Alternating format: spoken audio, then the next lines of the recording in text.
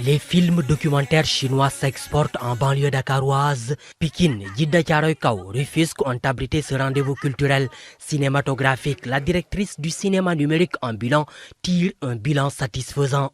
Que du bonheur, parce que moi j'ai eu la chance de découvrir le cinéma chinois réellement en 2013-2014 et j'étais surpris parce que quand on voit le peuple chinois à la télévision, on connaît que le kang kang kang kang fu, donc on ne se dit pas qu'il y a une histoire et des personnalités aussi riches derrière.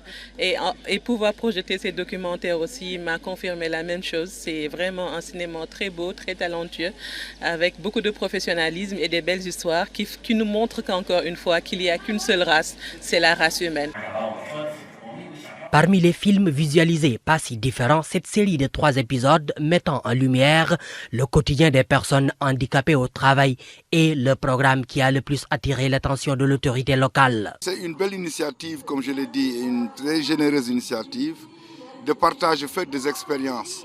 Et particulièrement le film que nous venons de voir est impressionnant dans la mesure où on a montré des capacités des malvoyants, n'est-ce pas, dans la réflexion, dans le travail et au fait dans la patience. Ces 2 autres cinéphiles, malgré leurs âges avancés, se bonifient de ces projections et sensibilisent à leur tour la population juvénile. On dit tout le temps que la recherche du savoir mérite d'aller jusqu'en Chine et cela me réconforte. On voit que là-bas, les personnes vivantes avec un handicap travaillent sans complexe. Dans le film, on les voit avec leurs ordinateurs et téléphones portables, ils font tout avec. Ils n'ont pas besoin de tendre la main comme ça se passe ici. Je suis charmée par leurs compétences. J'aimerais même me rendre en Chine.